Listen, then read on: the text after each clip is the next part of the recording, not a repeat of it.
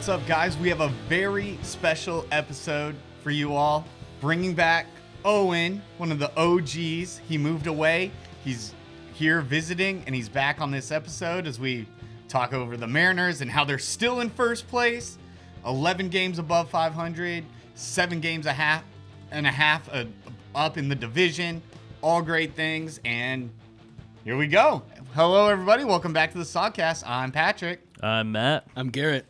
I'm Owen. Owen, first and foremost, good to have you back. It's for you guys that don't know that I've only picked up since we've been on video. We used to do audio for a year and a half.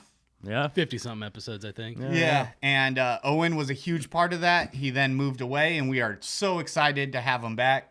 Good to have you back, man. He's now our Oregon correspondent. But There's no baseball in Oregon, man. First time on video, so this is going to be spooky. Ooh, so spooky. Yeah, I really stick out, you know. It's okay. I mean, it's just summer now. We'll all gain some complexion over the next few months. You look fine. Thank you. Yeah. Too kind. Yeah, man. So, Mariners are in first place. Still. They've been riding that high, and they just keep growing in first place. Now 7.5 games ahead of Texas. It's awesome. We have a series going against them right now, and the Mariners have already won that series. Took the first 2. We own them. Got the sweep tomorrow. Easy. Hopefully. I know Matt's excited for something he's been saying for a long time now. Finally happened. We're What finally happened? 10 games above 500. Yeah, And that's after right. today, we're 11 games above We're 500. maintaining that and still rising. I was hoping we'd get 10 games above 500 by like July, but here we are. Went on a little surge. It's pretty nice to see we're 11 games above 500. We're just finishing up our 52 games in 55 days stretch. That's a lot for these boys. Yeah, so one more game tomorrow on Father's Day, then a day off on Monday, my birthday. Hey. But the Mariners have gone 31-20 so far during that stretch. So this is where they've gone 11 games above 500 during that time, like with all of the tough games, with all of the bullpen stress, injuries, everything has been great, and the Mariners are rolling, have gone through some tough series, especially against the Royals. Yep. The Royals series was brutal, but they're a good ball club, and they're playing chaos ball over there as well, too. And they battled back. They've got a nice, scrappy squad over there in Kansas City, and that was like the last real challenge the Mariners have had. And, you know, props to Kansas City. I really like what they're doing over there. Me too. I'm a fan of the Royals. They had a really good offseason to put together a better team than they had last year that was competitive late in the season, one of the tougher teams to play despite their bad record late in the year last year. So we go back to a Saturday. It seems like it's been a long time since we've done one of these because we did one, I think, on a Friday. So it's like a week and a day. And Yeah. us Seems throwing way longer. our normal schedule off. Speaking of which, quick thing, we are going to go over some schedule changes over the next couple weeks. I am going to be on a long vacation. Patrick's quitting the podcast. I am not quitting the podcast. What a quitter. However, I will be gone for about 3 weeks. I will try to do, if we could try like a midweek episode whenever I'm in town for like 48 hours. Maybe. But we'll figure all that out. So expect some changes coming up. Yeah, maybe we'll go live or something. Who knows? I'm thinking at least you and I should go live one of those We're going to days. find some time. Keep an eye out. Put the notification on so that it tells you when we're live. Because probably going to be pretty random. Yeah. So expect some changes over the next few weeks and then back to your regular scheduled programming. But speaking of this regularly scheduled programming, the Mariners did lose the series to the Royals. That's fine, man. and- Can't win every series. Yeah, that was the first series lost But in that a while, one right? was brutal, yeah. That was that was hard to watch, yeah. We did avoid the sweep, but honestly, we should have taken that series with the game scoring 7 runs in the first inning and then blowing it. That was hard to watch. that was not fun. But yeah, we lost that game. Lost the Saturday game 8-4. Yeah, that was tough. We kind of had something going for a while. We couldn't get it going late, and that's been what we've been doing is playing some tough late games. And that game, we didn't have the late surge we needed. The Royals kind of did that to us. Castillo pitched pretty well. He gave up 2 runs in 5 innings. It was pretty. Oh no, was that a 5-run day? Yeah, he kind of got blown up in that game, and Alec Marsh owned us. That's what happened there. Yeah. We lost. J.P. Crawford hit a solo shot to lead off the game on the first pitch of the game. It was the first pitch. And that was nice, but overall the Mariners just didn't do much to win late in the game. In the 6th inning, Dylan Moore's sac fly made it 5-4 Kansas City.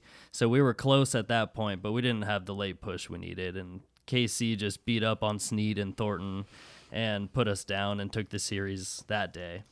But on Sunday, Mariners allergic to sweeps, whether 2 or against, or like 4 or against. The Mariners are kind of allergic to sweeps. So we did avoid the sweep on Sunday. Yeah. And it started out with JP hitting another leadoff home run. Hell Back-to-back games. This one, though, he took his time. He did it on the 3rd pitch of the game instead of the first. So a little bit more patient up there. Had to see a couple. But That was his 3rd one of the season, too. yeah, and back-to-back days, that was really cool. Unfortunately, jumping a little bit ahead, that was the last kind of great thing JP did. He has been slumping the rest of this week. He broke out of it last night with a hit, but had a rough game today on Saturday as well. He's a little bit of a slump. Sound like an 0 for 20-something slump. Struck out a few times. But it was nice to see him hit those home runs in the first inning, the first at-bat of the game. That's always good to see from JP. He's put power in his game this last year, and it's good to see that he can do that at any time.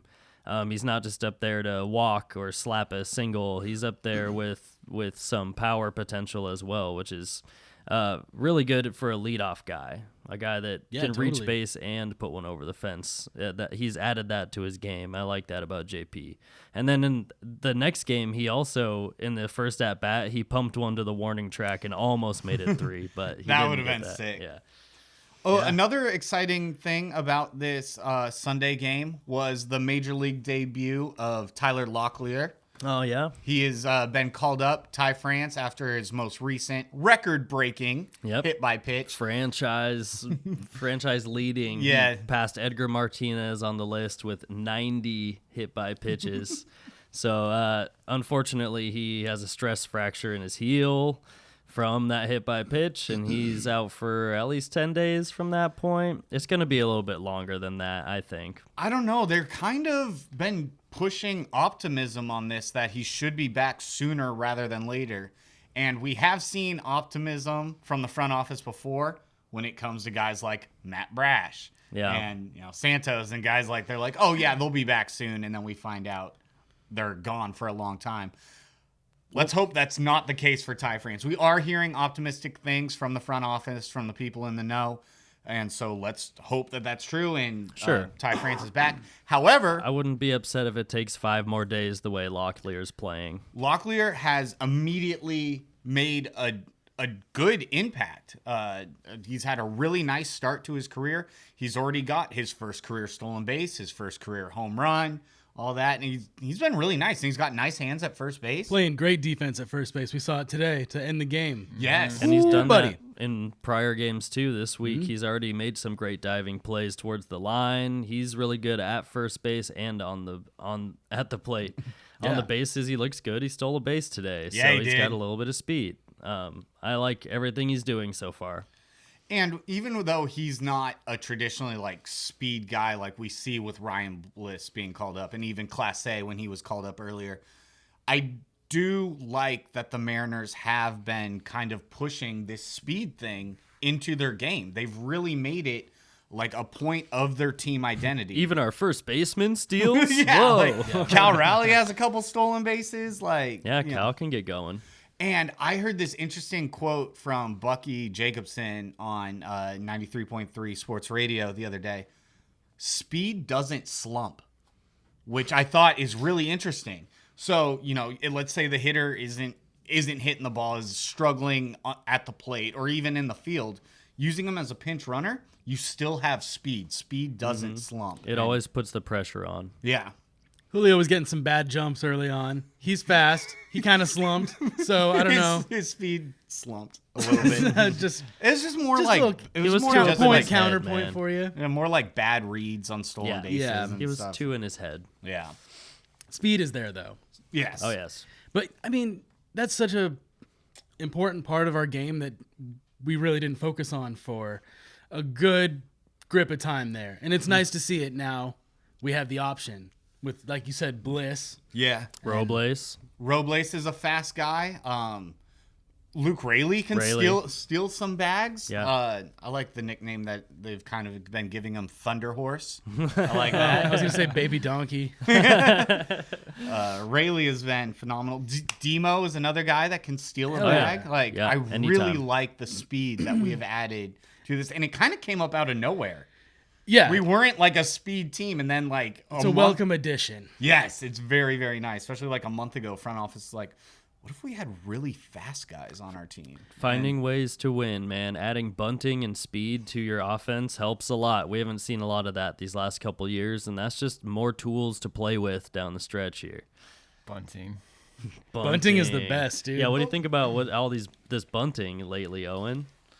I'm not a fan. I know you're not a fan, but when it works, nice to what have are you you back. thinking? I mean, congrats. I would have rather seen a home run. Yeah, well, Sure. let's put it this way. The Mariners have more bunt hits than they do sacrifice bunts. So they're not just bunting to move their runner over, they're bunting to get on base as well. That's a really good point. I think Also, Rayleigh's 5 for 5 in bunt attempts. yeah, dude, he's crazy. And also, we have more bunts than we have had in the last 2 years total, I think. I believe it. Yeah, at least last year. I think we had like 1 or 2 bunts last year total. Like, we've already destroyed that, so it has to be like our offensive philosophy has completely changed, and we're blowing our bunt numbers out of the water. But it's happening more around the league too. Which is why is that happening? Because why wouldn't you just bunt with Defensive shifting. Well, no, but the shift when they did shift, why wouldn't you just bunt to the hole like at third base? And now that there's no shift, I think a big reason for it is just across all sports, especially like professional sports, the ebbs and flows of strategy over time. You see it in the NFL when like they start pushing running backs heavy and then they start preventing the run more and then you go more passing game, stuff like that. Baseball, I think since bunts have been on such a decline for such a long time, teams weren't even preparing for it anymore because they're like, they're not going to lay it down. It doesn't matter. Like even, like with the old shift, you would have an entire team on the right side, third base is wide open, and people just weren't bunting. It would happen occasionally, but it's happening. It was rare. And so I think that's finally, it's like reached the tipping point where teams are like, all right, defenses are playing so lax because they're not ready for the bunt because no one's doing it anymore. Let's start laying them throw it down in a the bit mix, more. yeah. It goes the pendulum swings back, Yeah. And also, offense is down around the league in general. Like OPS is down around the league, slugging's down. It might be like a dead ball type of year with all the ball dynamics that have been happening and changing since it's been put in the news, I guess, since like 2018 when it was very live ball, 2019 when it was balls were jumping off bats and OPS was up, offense was elevated, and now to this year, offense is down around the league. Yeah. So when offense is down and you think it might be a dead ball type situation, you're going to have to play more small ball.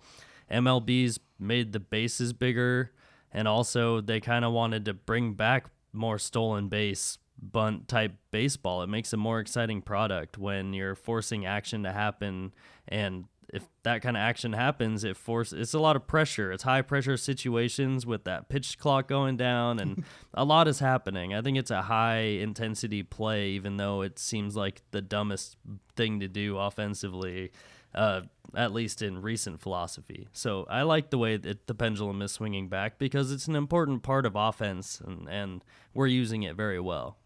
Yeah, and I kind of like that the Mariners have been in the forefront of kind of bringing bunting back. Luke Raley, his bunt that he laid down the other day, a suicide squeeze, Insane. and the pitch was coming right at his Safety face. The squeeze. dude has cojones of steel. I mean, 90 plus, like 99 coming right at his face, and he held it and just laid that bunt down. It was beautiful. And Easy to see when it's at eye level. Yeah, yes, when it's coming right at you. But seriously, the fact that he just stood there and trusted that he'd lay the bat down on it. I mean, that's insane. I can't imagine how scary That's that would be. amazing. I loved the post-game interview when they were like, why did you pick that pitch to bunt? And he's like, it's pretty much the perfect pitch to bunt. If you think about it. 99 at 99 his face. right at my neck. I'll amend my stance on bunting. I appreciate the strategic value when there's runners in play. I think when the bases are empty, I think it's boring. I understand not wanting to sack bunt and give away a hit, but when you're bunting for a hit and like with the sacrifice in mind as well, if you're out, you're doing something good anyway. If you're bunting for the hit, I like it, but sack bunts do get boring unless it's like 10th inning situation and you need Yeah, to and we're not move even over. talking about just sacrifice bunts. Yeah. We're talking about bunting This to is get on base. real Yes. offensive bunts, not is just sweet. like a bullshit. Here you go, like get me out.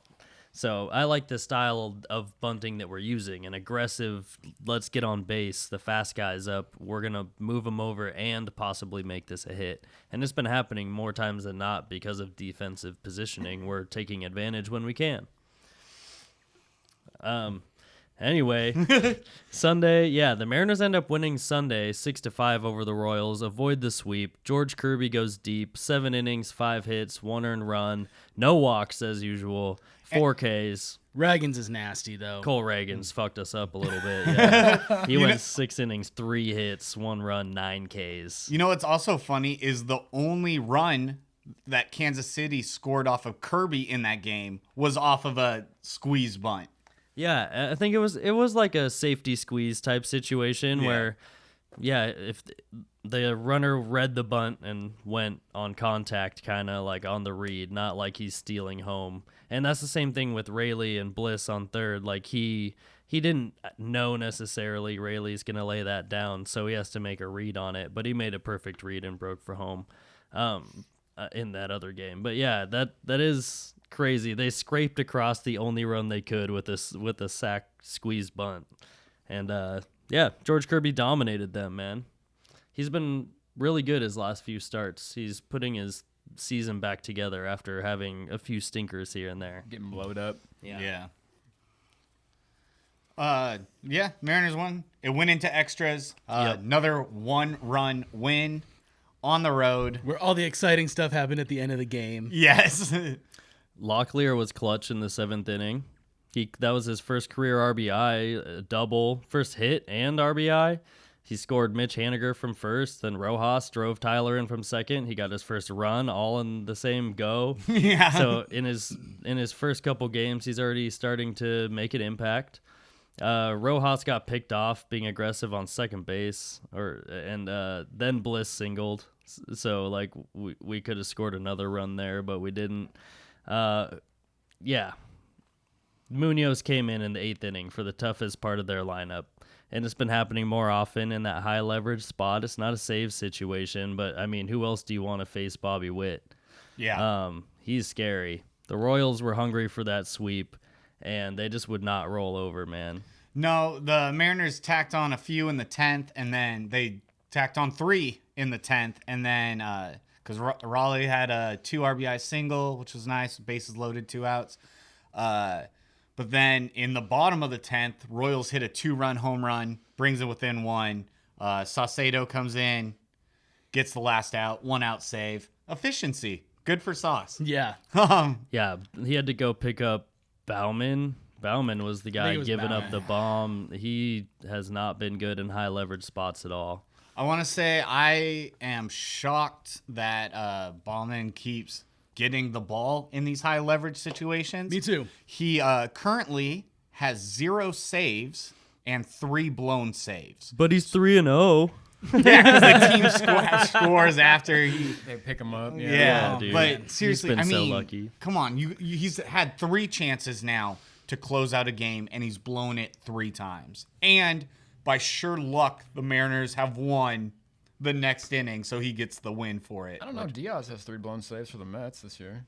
Yeah, he had to go He's like kinda take fallen some apart time a bit, off. yeah. Well, yeah, he had to, and Bauman is no Diaz, I'll tell you that. Yeah, Bauman's Nope. probably gonna get DFA'd at some point. As soon as we can get anybody who's effective up there, Yeah. Hopefully our guy from AA, what's his name? I had him in the last notes.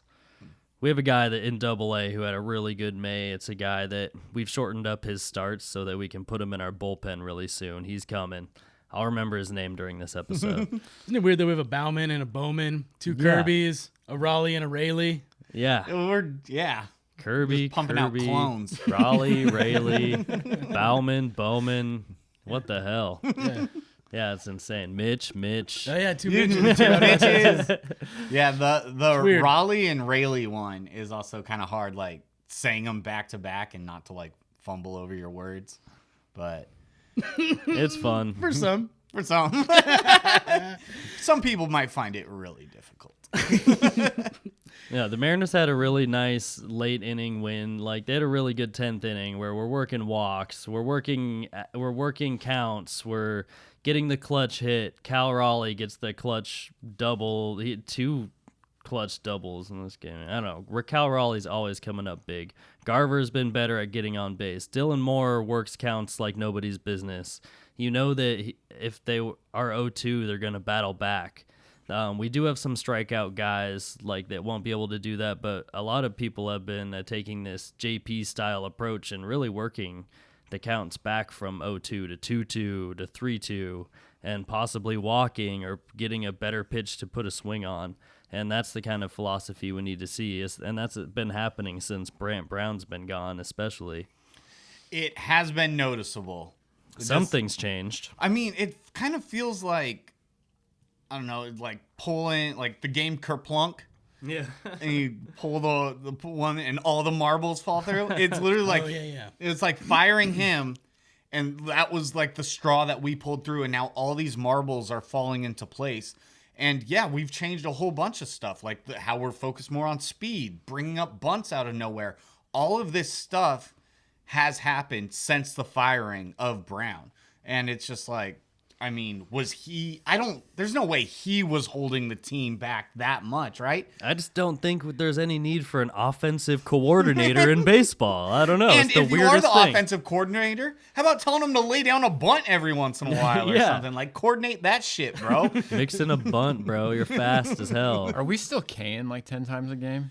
It has... Yeah, Are sometimes. we leading the league right now? Oh, yeah. There's... Cole Reagan struck us out 9 times. Crochet struck us out 13 times. But man. he looked like fucking Randy Johnson. Like, Well, he's we make no joke everybody this look year. real good. It's true. He has the most He's strikeouts good, in the though. league. It was funny. I was listening to 710, and they were like, isn't it weird how every time the Mariners lose, Scott Service gives a press conference about how that pitcher has really good stuff? And it's like, not every pitcher has really good stuff. Yeah. You just make it look that way. Yeah, don't say that about Eric Fetty and like throw that in our face. We know that he got away with so many pitches off the edge. Like he wrecked us, but at the same time, like he got away with so many pitches that he shouldn't have, and that's not what Crochet did. He just dominated. And it was all fastballs. His fastball is just nasty and was blowing by us.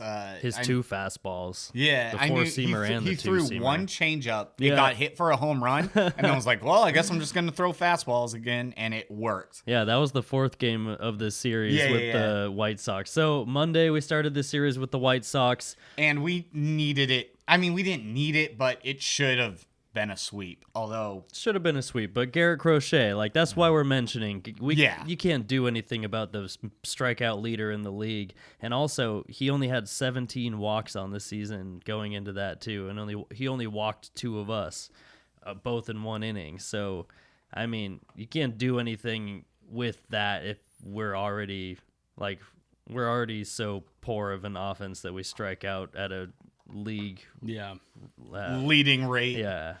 And we're probably going to set the record this year at this rate is what I'm trying to say. But That will actually be funny if if everything holds the same and the Mariners take the division and also lead the league in strikeouts. That's going to make so many stat nerds mind blown. It's what we're doing, man. It is what we're doing.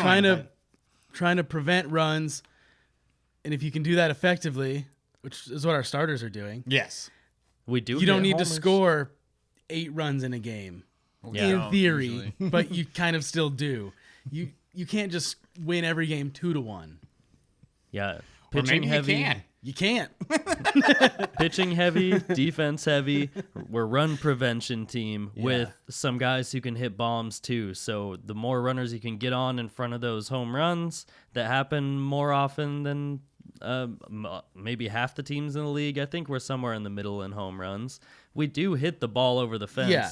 I'm just saying the offense is an integral part to this equation that we've put together. Yeah. If we're not scoring runs and all we're doing is preventing runs, we're not going to be 11 games above 500 for very long. Well, our run differential is like +8. Yeah. It's not even that. Yeah, it's almost close to even. And we're 17-7 in one-run games this year. Best in the majors. Yeah, that's pretty good, That's man. We've stressful. been doing that for quite some time. Last year, not quite as much. We didn't get it done that way last year, but the year before in 22, we were really good at that. Scott Service, since he's been here, has a really good record in one-run games and is really experienced in managing them, as much shit as we like to give him. I just don't like the way he talks to the press. The decisions on the field are usually fair, and we can criticize some of them, like putting in Bauman in high leverage situations. Those are obvious. Like, what the fuck are you doing? This isn't the time to give this guy confidence. Like, we're trying to win this game right now. He's gonna try to hand it back to them immediately. You know this. Like, we all know this. Like what happened today with Bizzardo. that was It's the same fucking thing. It's bad, man. It's awful. Anyway, This Monday game, 8-4 win. If you looked at that scoreboard and you saw 8-4, you'd be like, oh, the Mariners dog walked them. Probably was an easy game. Wrong. That game sucked for No. 7-8 innings. Don't let the 8-4 fool you. It was a brutal game. 7 innings of just the Mariners doing nothing. Just getting carved up. No base runners. Not even threatening. No. It wasn't like, oh, they're getting them on and just can't get. They weren't even getting people on. 5 hits, 1 walk, 4 strikeouts through 7. We did get 1 run off of Fetty in those 7 innings. I think it was Luke Raley's solo shot. I think it was Canzone solo shot in the 8th inning. Oh, yeah, in the 8th. That's Another right. game. That's when we where kicked it off. Nothing happened until the very end. Yep. Canzone kicks it off with Canzone the solo kicked shot. it off. Late game antics. Yeah, and we had to battle back. We were losing 4-0. Excuse me. 4-0 in the 8th. We finally got a run with the Canzone solo shot that the cameras completely missed on the TV side of it. I don't know if you guys saw that. No. The Mariners. Sounds like you didn't either. I watched this on the Mariners. No, oh gosh, yeah. The Mariners broadcast though was doing like a read for a promotion that was coming up, like a giveaway at the stadium, and they just have the camera footage going, but no announcers because they're talking about this promotion that's coming up. I don't know, like toilet paper night or something, and so they just completely glossed over the home run. It was the first offense the Mariners had shown all night. And instead we had Piper Shaw telling us about bounty picker-upper night and get a free roll of paper towels or something. But They weren't expecting that to happen. that's true. They were at like, that oh, this would point. be a perfect time. The Mariners aren't doing shit this game. Top of the 8th inning. Their starting pitcher's still in, dominating us. There's no way. We're down 4-0. Nah. Let's do a read. But Canzone takes him deep to center field. Yep. And that finally bumped him from the game. Yep. Which is what we needed because the White Sox are atrocious and their bullpen is a big reason for that. They're bad. Yeah, they're bullpen. We end up getting, I forget who it was, what his name was. Berea?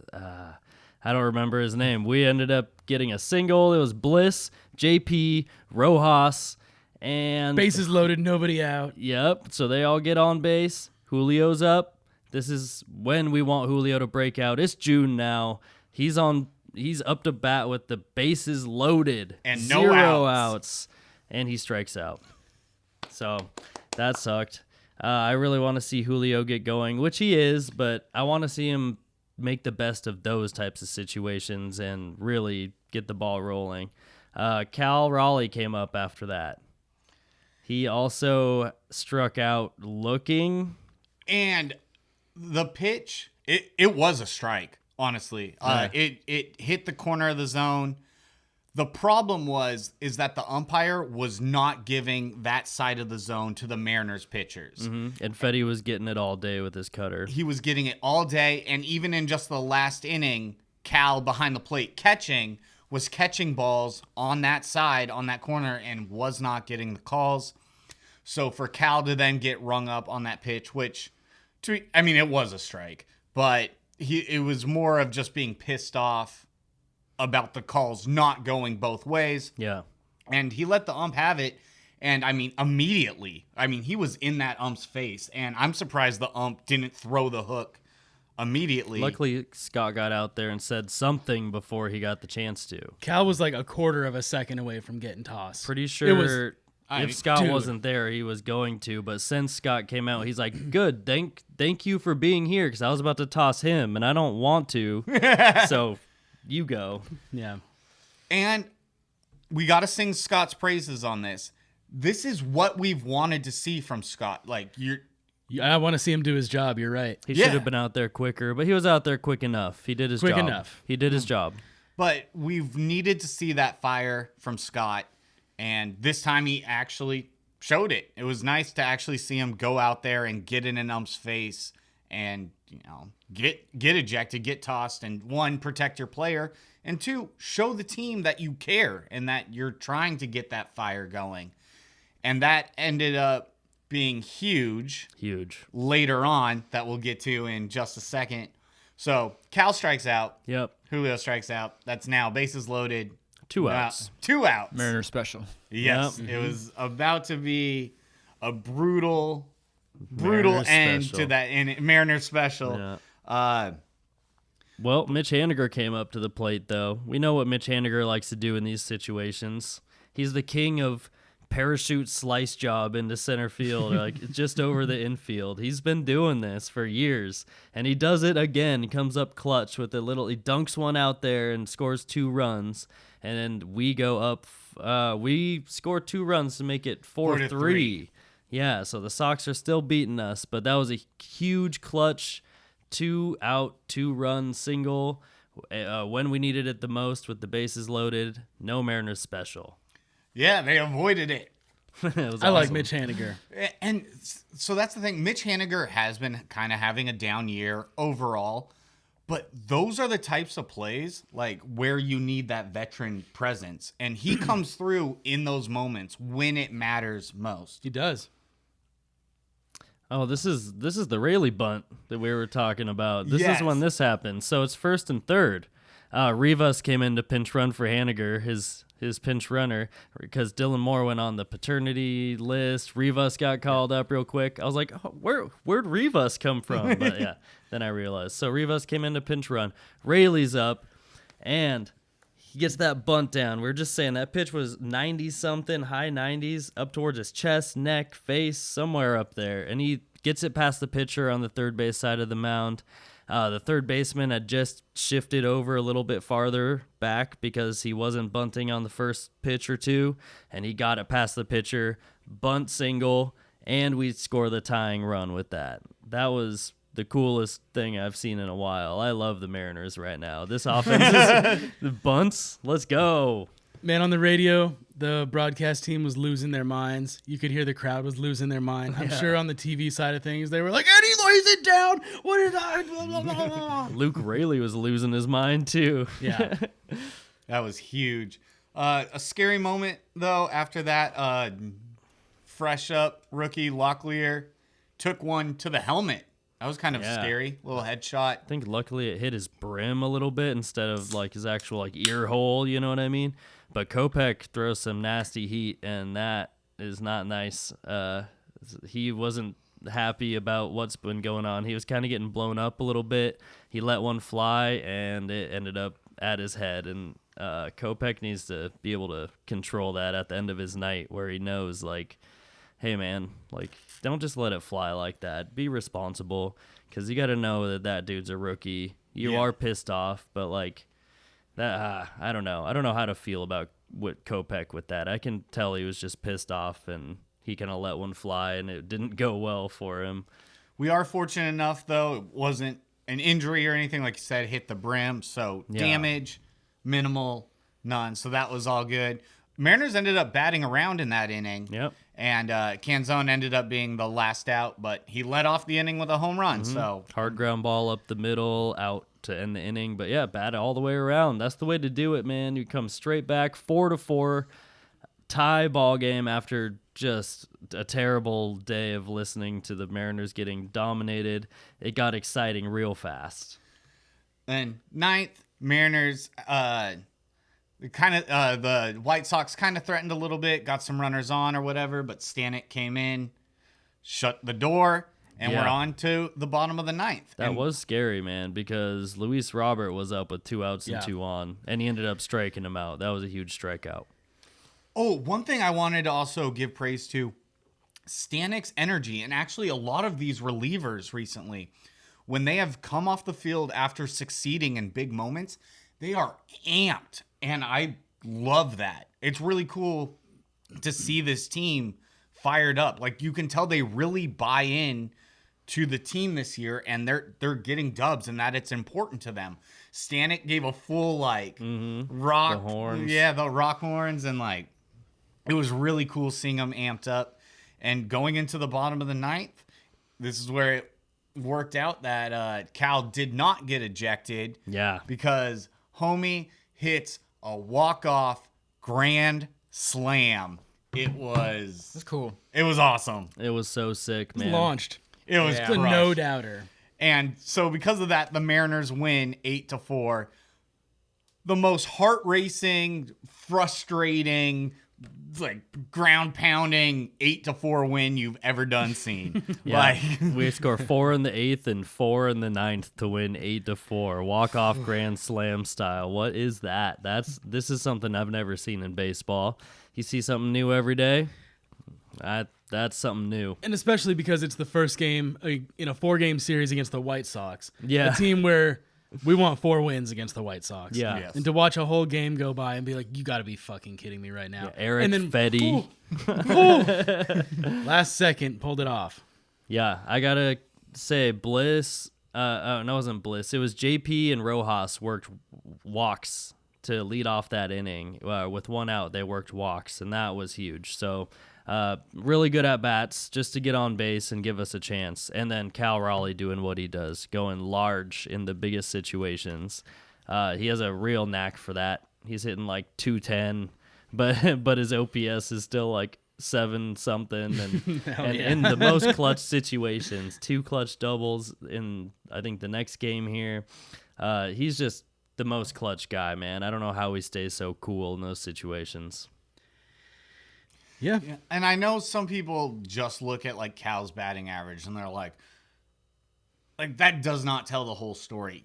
It's okay for Cal to go 1 for 4 if that one is in the 9th inning to win the game and stuff. Or how clutch he is, and he has that clutch factor. Yeah, he can strike out 3 times and do that, and it's redemption fully. 100%. Cal got to play hero a couple times this week. Yes. Going into the Tuesday game, it's funny. The Mariners win 4-3, another 1-run game. However, this 4-3, I wasn't panicked at all. No worries. It was 4-3, but the Mariners were in control of this entire game. Even in the 9th inning, they didn't threaten in the top of the 9th to maybe score and tie it up. It's pretty much a ho-hum. And it's I wrote in my notes how funny it is that an 8-4 win has you panicking and stressing, and a 4-3 win was they were in control that whole time. Yeah, they were in control until the 8th inning. When what happened, Owen? Bauman. Yeah.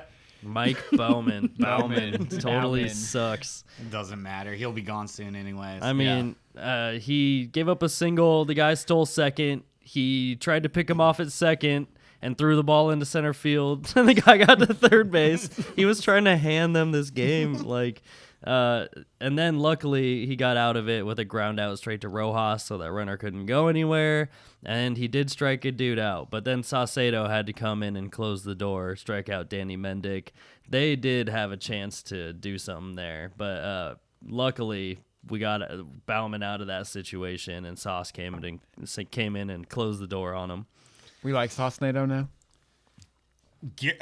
Yeah. I was the only one that was kind of iffy on him for a while, and he's had like a couple bad outings here or there, but that just happens with relievers.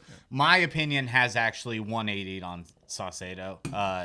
Yeah, he's good. He's been good coming back from the injury. His first game back was when he had that blow up. He gave up the grand slam and stuff. They put him in a tough spot. Yeah, and coming He back, came in with the bases loaded. Like, hey, I know you just got back from IL, but yeah, here's a rough spot for you to Work your way out of. Yeah, get wet behind the and ears with Spire being down right now, we really need Saucedo, and he's been doing well enough that I've liked Saucedo the whole time, but he's our one lefty over there right now.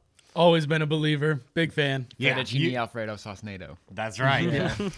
Yeah. And in the 4-3 win to close the door, Stanek came in. Yep. Munoz was still dealing with some back issues and stuff. I think a quick thing to mention, before we get past this, Brian Wu scratched from the start. MRI on his arm. MRI came back negative, which is immensely positive, but he is dealing with dealing with some arm discomfort. Yeah. Well, we know he they were talking about it before, right? Like that Wu got pulled from a start where he only threw 66 pitches and was dominating. I was kind of upset about it, but the more I think about it, I'm more upset about the way Scott addresses the media and isn't like as forthcoming with like honest about things that aren't going to give someone a competitive advantage, just to let us know more about what's happening. They're keeping things under wraps, and that's their MO. That's fine, but I'm starting to understand it more. Like Wu now gets scratched from the start. They go give him an MRI as an excuse, like, okay, we know this is going to come back clean, but since you had tightness, go get this done. We can skip your start for the White Sox, because fuck the White Sox. We're going to take this game no matter who starts this game, probably. We'll throw Jonathan Diaz in there. We'll be fine. And Wu has never thrown an extended amount of innings in a whole season. We don't know how far he's going to get down the stretch before we need to baby him a little bit until he can get extended and feel comfortable doing it. I'd rather use those bullets in August than right now at the beginning of June. If we can get him that far and limit some of his innings now. It seems almost like a phantom IL thing, but he is having discomfort. It's been ongoing, so perfect time to do it. And we had Jonathan Diaz come in for the spot start. Short notice with Wu. It was damn near game time when they announced Wu was not going to make his start. Yeah. Diaz comes in for a spot start, and 19 of 23 batters faced first pitch strikes. Very nice. That is really cool, especially for someone to get the call like this. Kind of like Tommy Malone in the past. He was that guy for us. And very much a Tommy Malone situation. He was very much the first left-handed starter we've had all season. Is he left-handed? I didn't watch the game. I think he might be.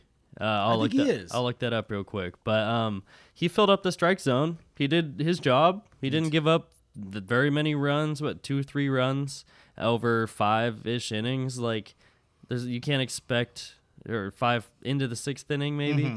But you can't expect a lot more than that from him. And like you're saying, he filled up the strike zone first pitch. He got ahead in counts, and I think maybe it was like one big home run that ruined his day. But like he did well enough. Yeah. I like everything I saw from him. Sure. And good spot start. Yeah, good spot start. Hancock had just pitched like the day before, so he wasn't on rest to like pitch.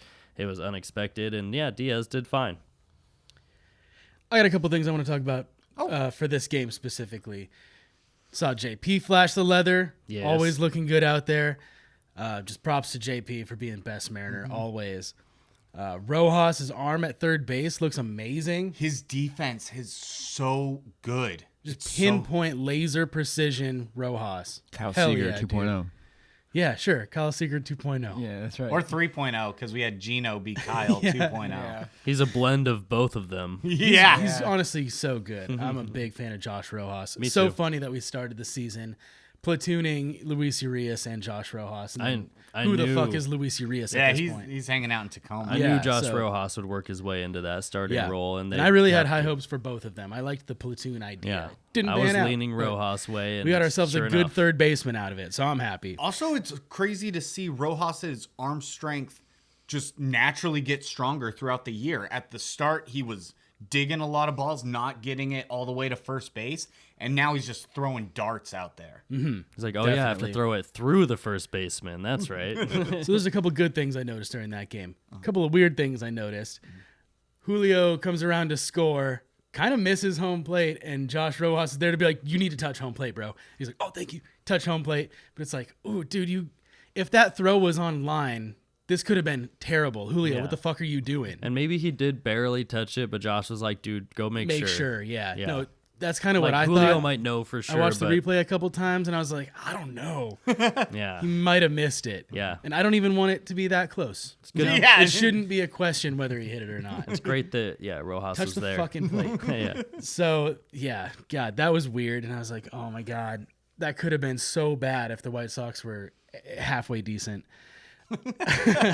And another weird thing is that Cal, trying to throw runners out at second, just sails right into center field over Bliss's head. He was just letting them fly, and they just tailed off. And Yeah. yeah. I was like, damn, Cal, what's wrong with you today? He does Couple like of times, but hey. he does like to get those throws to like kind of sail towards center right field so that the guy can like get the tag right on the runner. But if they're too high, then you can't do that. But yeah, he was just letting it fly. Bliss had a weird, rough day at second base anyway. Yeah, he's been pretty good out there, but Yes. yeah, some days are weird. Well, that's all I got for Maybe it's just windy. game 2. Yep. Definitely was the wind.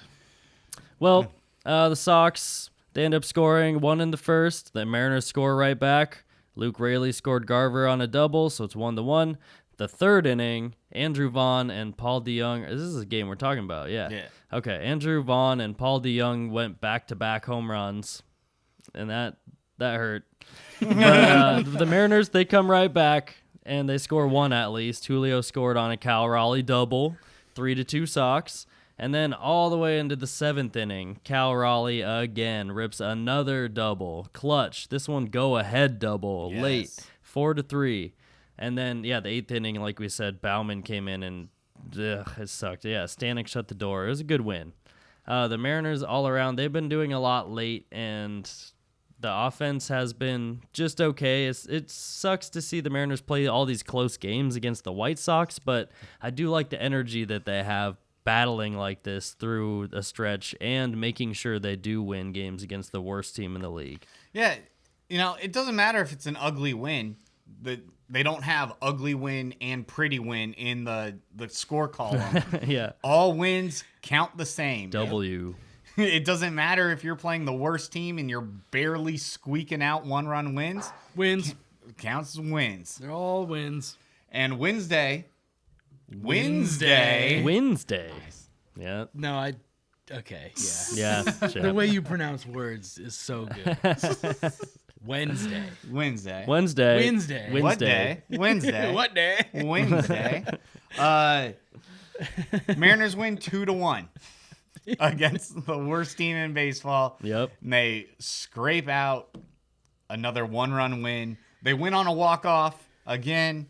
Yeah, Bryce Miller deals, goes 7 innings, 2 hits, 8 Ks, and the White Sox couldn't do shit. The 7th inning, it was still 0-0. The 7th inning, then Luke Raley made it 1-0 with a solo shot. That's opened the scoring in the bottom of the 7th inning. Big Nuke Rayleigh with another bomb, and the Mariners were cruising after that. 1-0. We were looking to go for a 1-0 sweep, which would have been awesome. And then Owen, do you know who came in and pitched that game? Is it Bauman? It's Bauman. Yes, it is. Bauman came in and gave up a home run, and just like that, the shutout is gone. The chance to win in the front half of the 9 is gone. Yep. Luis Robert did it to us again. Yeah, That dude just hits bombs. it's Robert. Like his last 5 hits were all home runs. Yep. And that was the second one against us. Man, this dude's clutch. He comes in pinch hit home run, no problem. Yeah. Let's put him on our team. Yeah, man. Just saying. There's been some talks. He came in swinging hard, trying to show, Mariners front office, like, hey, I got no problem hitting home runs at T-Mobile. Just putting that out there. And also, the home run derby last year, he was going off, too. Yeah, he was here, Yeah. He's like, what if doing this against you, I was doing this for you? Exactly. He's like, what if this team just left town and left me here? He has a lot of talent, though. I'm okay with the injury risk. Put him on our team. Give him those DH days and try to keep him healthy. That'd be a huge upgrade from Mitch Haniger, unfortunately. Well, that's cool because Mitch Haniger's also hurt a lot. He's I mean, not this year. Yeah. This year. Been good to go. One thing I thought was interesting, Aaron Goldsmith on the call when they brought Bauman in, he was even questioning over the airwaves, like, why are we not using like Trent Thornton in this situation? Yeah, please do. Like, Bauman is clearly having his struggles. Why are we using him in this situation? How about that Bowman guy instead? Bowman. They're Anybody. both not good. Yeah. but not Bowman. Bauman is bombing hard out there. True. And giving up bombs. He's living up to his name at least, I guess. Well, speaking of Mitch Haniger, though, we go to the 10th inning because the Mariners can't score in the 9th either. More Mitch free Haniger, baseball more going free into extras. baseball. We're good and at that. Sure enough, in the top of the 10th, with the free runner on second, now we bring in Thornton, and he shuts him down. Nothing scores, and probably could have used him in the 9th inning there. Don't know why they didn't. Trying to give him an extra day of rest if we can, but why are you using the worst piece in our bullpen to try to get a 1-0 win? Like, it doesn't make sense. I was listening on the radio and I was just like, oh, fuck. Like, not again, dude. He's been trying to hand. Yeah. He's been like trying to give away games. Like, come on. Well, Mitch Haniger has a 9-pitch at bat. Yeah.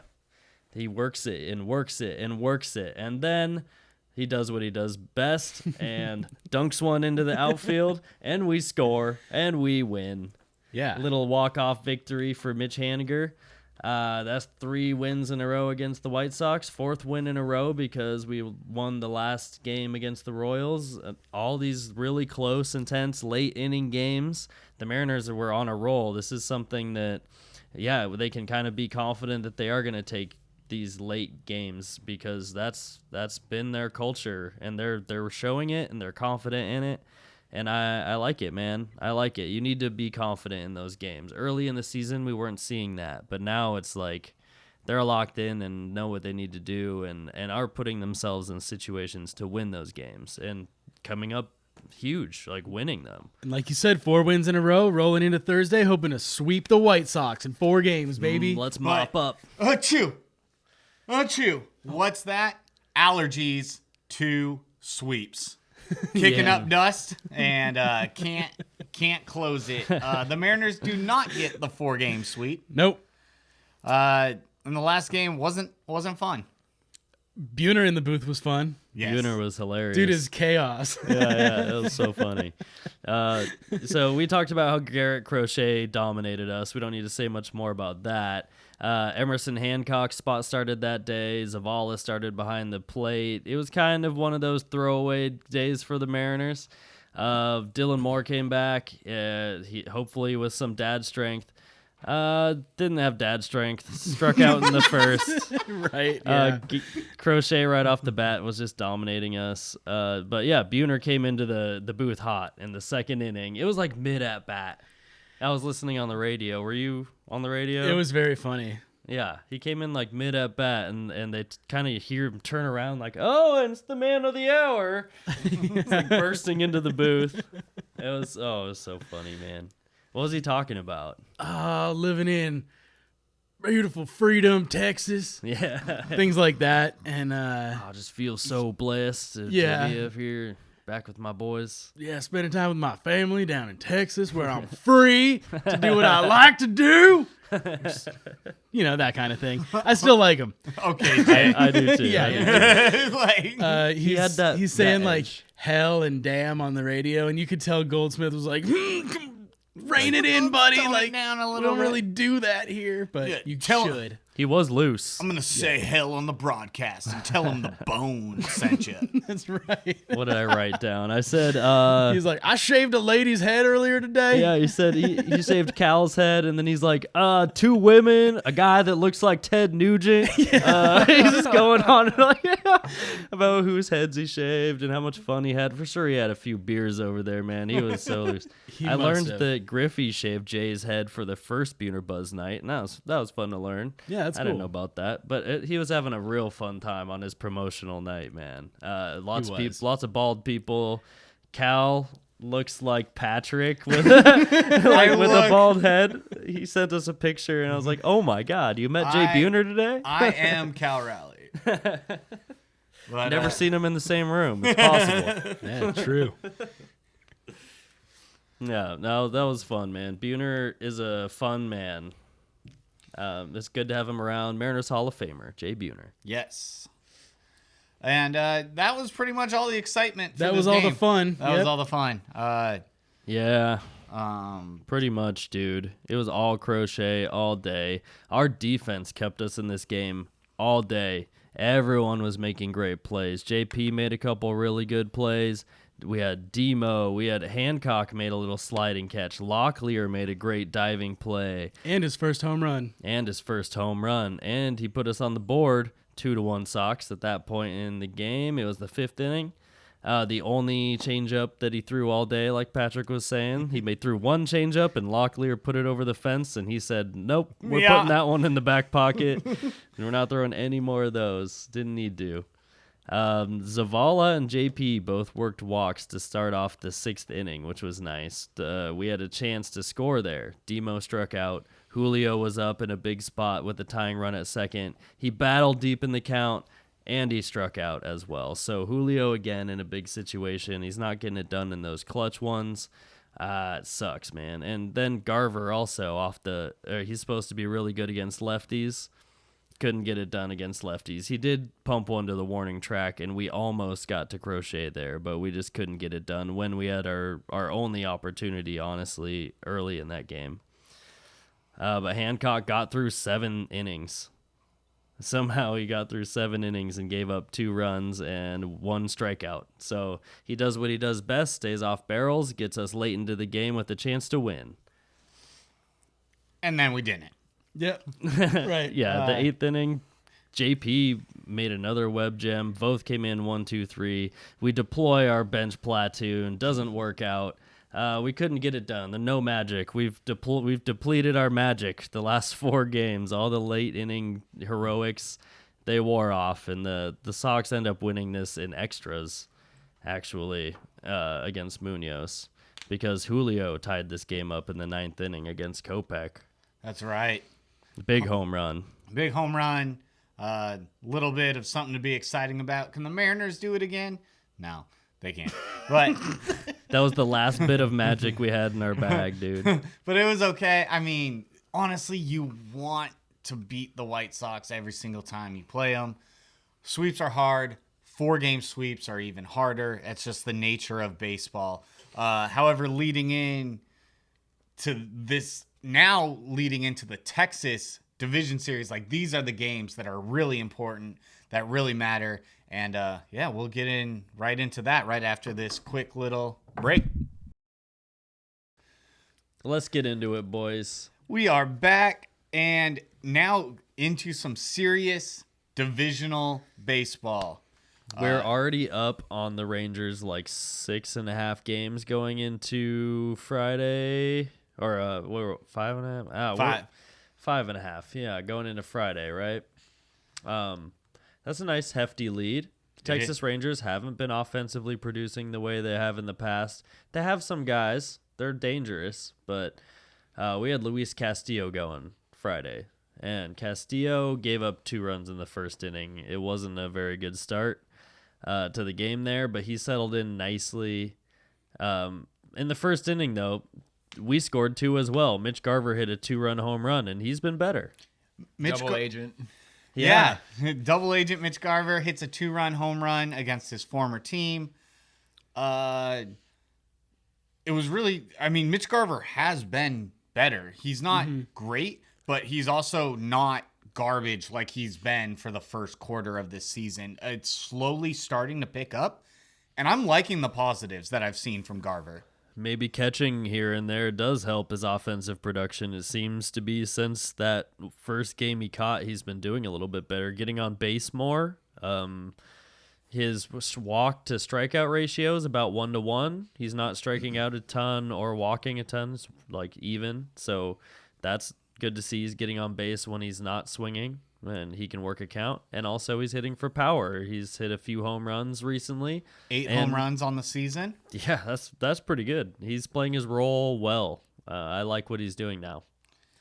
And one interesting thing about this was the first time in 68 home games, going back to the middle of last year, that both teams scored in the first inning at T-Mobile Park. Whoa. That just seems like a really long time, right? 68 home games. It is a long time to go between both teams scoring in the first inning at T-Mobile Park. Well, we know the Mariners don't like to score in the first inning very often. And they don't give up runs in the first inning very often, so I guess. But still, just to go back to the middle of last year, seems wild. When I heard that stat, I was like, that is a really, really long time. It is. But sure enough, Garver answered back immediately with the 2-run shot, and now we're tied at 1. Yep, or so tied after 1. 2 runs are nullified, and Luis Castillo settled in, didn't give up any more runs that day. He ended up, where was he? On pitch number 97, he was still throwing 96 miles an hour.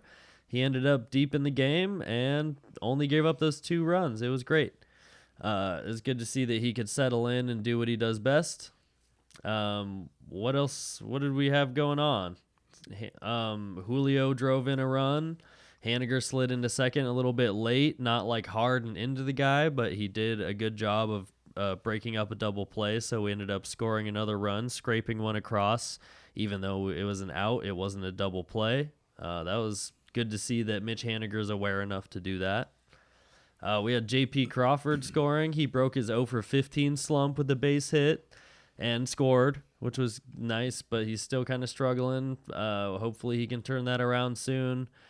Robles laid down a nice bunt on the first base side and ran inside the line on the grass even. He was not in the baseline at all. I cannot believe the umpires let that slide, and it also led to the Rangers manager, Bruce Bochy, getting ejected, and he had a case. Even the Mariners announcers and stuff were like, yeah. He was on the grass.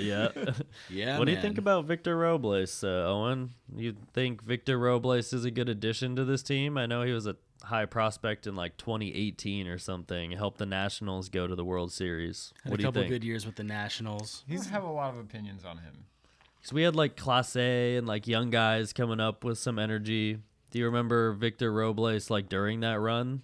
No, for the Nationals in 19? I Okay. don't. Honestly, That's the problem. it's funny. I followed the Nationals that year a little bit because they were pushing for the World Series, and I don't really remember hearing his name. I remember too he much, was, but I also wasn't religiously following the Nationals. He was a defense, really fast guy. He was stealing a lot of bases. I think he played center field for him, so he was making really good plays in center field with a lot of range.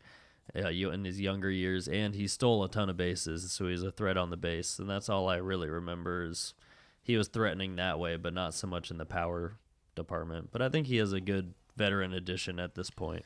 And veteran speed. Usually speed tapers off with age. He's been around for a little bit. He's still 6 years. Yeah. Yeah, so, he's not a rookie or a sophomore or anything like that. He has a little bit of MLB time underneath his belt. And still fast, known for his defensive handiwork. However, I haven't really seen the handiwork from him Well, I know since he clanked his first catch with the Mariners, he's been using 2 hands every time now. So that he was wants to make sure in his first hey, appearance, guys. I think. yeah, first He wanted game. he wants us to make sure that that we see he's doing that. Like, okay, this isn't gonna happen again. Like, don't worry. But I do like him. Anyway, Castillo was dealing late in the game. Adolis Garcia made a dumb base running decision. The third out at third base as a ground ball to Demo, and he kind of like bobbled it or like didn't get the throw to first base, couldn't grip the ball, something.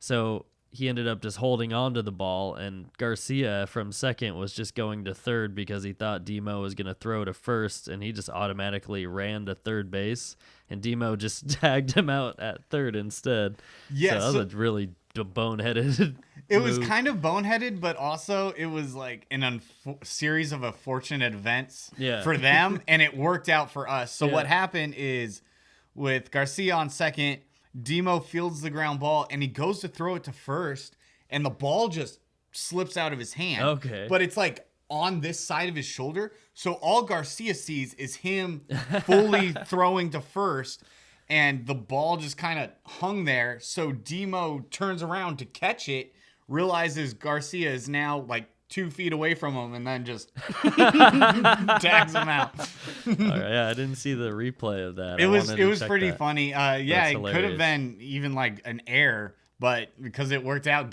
Garcia saw the arm motion and thought he had a clear ride to second or third base, and Okay. yeah, Demo just It grabbed makes it sense again now. and Pretty touched him. clever deke by Demo, if you ask me. Just like he drew it up. That defensive prowess, man. Demo's the best over there. He's now the right-handed platoon with Rojas, which I like a lot better than Urias for sure. Yes. Munoz got to pitch in the game. Closed it out, and a Mariners win against the division opponent, which is huge, especially they're in second place. So they're on. Oh, I guess they're not really nipping at the Mariners' heels because they're at this point after that loss, we're 6.5 games back. But still, division is huge, and you want to win your divisional series, and they took game 1. This was another one of those close games. It was 3-2. Munoz came in the high leverage spot, went 9-1-2, faced Semien and Seager. I mean, it was scary for a minute there because he struck out Garcia with runners on. He ended up striking out, or Seager was on base. Jankowski got to second base on a balk, so the run was on second base. He didn't come set or something like that. So it got tense real quick with Garcia at the plate and a runner on second base. But he got out of it, no problem, struck him out. And that's Mariners baseball, baby. We take the series from the Texas Rangers. And that led to this Saturday game earlier today. Starting off in the first inning, beautiful hit and run that I felt needs to be mentioned. Could not be more textbook. Rojas was on first, and he was biding his time to steal. I think he had tried to leave on a pitch earlier. It got fouled off. He was waiting for his time. Full count, and he breaks for second. Julio, I mean, it could not be more perfect. As the second baseman is breaking in to cover the bag, Julio skirts it right past him. Rojas ends up getting to third easily. It was honestly a textbook hit and run. It was beautiful. No runs ended up scoring out of that, but great play and a great piece of situational hitting, which is always fun to see. And Julio did even better his next at bat where he hit a 2-run home run. Dinger. Yep. That puts him up to, I believe that was his 7th home run of the season after having 2 on the season not that long ago. Yeah. So the power is kind of boosting up a little bit. He's still not, I just don't think he's a 35, 40 home run a year guy. No, and Matt pointed out he has like weird balance at bat too. Like you see him like kind of stumble, take a step forward after any like low pitch. Like he'll like go, doesn't swing at it, but then he kind of Yeah. like That's awkward when his timing is good, he knows how to like use his weight balance to get to the pitch and like with extra power, you know what I mean? But when he's not on time or he's taking a pitch, like all that weight doesn't transfer anywhere, so he does like stumble. And when he's off time, it looks horrible. It looks super awkward. Yeah, but he has been able to harness the inside pitch better this year. They've been pitching him there, and he's been able to attack that zone a little bit better recently. I saw a chart somewhere on Reddit or somewhere, and he was getting to the pitch inside a lot better, and he's getting on top of those high heat pitches at the top of the zone. We saw him do it to Mason Miller, and we saw him do it again to Kopech. Was that Kopech who was throwing 99? Yeah. I mean, 100-mile-an-hour fastballs at the top of the zone, and he's putting them over the fence. So he's on time, and things are looking better. But yeah, this weight transfer thing is something that's unique to him, and it's hard to watch when it's not going well, I guess. Yeah, I want to see how that's transitioned. I'll watch some at-bats and see if he's looking more balanced. He's not. No? I mean, and maybe he's staying on his back foot a little bit better because his back foot was like leaving the ground sometimes. And I think maybe he's more, just like 10% more on his back foot, so he's not lunging as hard. And I'm going to look at those things. Yeah. Report back. Nice thing about this game, Mariners making the starting pitcher work like crazy. Nathan Eovaldi was on the mound for the Rangers today. Looking frustrated for like half the game. Whew. Mariners had him over 70 pitches by the third inning. They were making him work. They chased him out of the game. I think he only threw 4 innings total. Like 4-ish innings, yeah. Yeah, I started him actually in fantasy 3 today. No. He got negative. Actually did not even pitch into the 4th inning. They pulled him after 3. Wow. And his stat line, 4 hits, 4 runs, 4 walks. He did have 6 strikeouts as well, but it's against the Mariners, so for inflation, that's like 3 strikeouts, really. But they were making him work. He didn't have pinpoint control. He was walking these guys early, and chased one of the better starters out of the game in 3 innings. And nice. And the Mariners kind of just piled on after that. Just kind of steady offense through the whole game, piecing together runs, getting them on, getting them over. It was really fun, and we thought we were going to dog walk them. It was 7-2, 7-1 going into a lot of base runners, a lot of walks. So it was paying off. 7-2 going into the 9th inning. 7-2, 7-1 going into the 9th. Oh my god! We had a 6-run lead, and we ended up winning by 2. Kind of fell apart here. Got scary quick. Yeah. Bizardo came in and fell apart. Stanek came in to bail him out, and even he allowed some of the inherited runners to score. It was getting real scary at the end there. Managed to pull it out. Ended on a Locklear diving play at first that could have easily would have scored another run and brought the guy that was currently on first to third easily. It could have been even scarier, but Locklear, nice diving play, steps on the pillow, game over. The Mariners take the series against the division. Corey Seager hit that ball down the first baseline too. Semien just dumped one into right field down the line. Seager was up. It was scary, man. But yeah, great play by Locklear to take the series, really. Like that locked everything up. We're feeling good. Everything is good, right? Yeah, man. Scary. Okay. We're 7.5 games up from the Rangers. All these scary situations, just like, I don't know. I feel like I'm a little bit shell shocked, or like my adrenaline is. I'm like, this is good, right? We're doing good. It's good. We haven't been up in the West this much since like 2003. I think. I saw that stat. It's like, oh my god, we hadn't held first place for this amount of time since 2003. Yeah. And it's by a substantial amount now, 7.5 games after Saturday's game. So, yes. Whew. That's, I mean, we're on top of the world, and I'm sitting here like, is this real?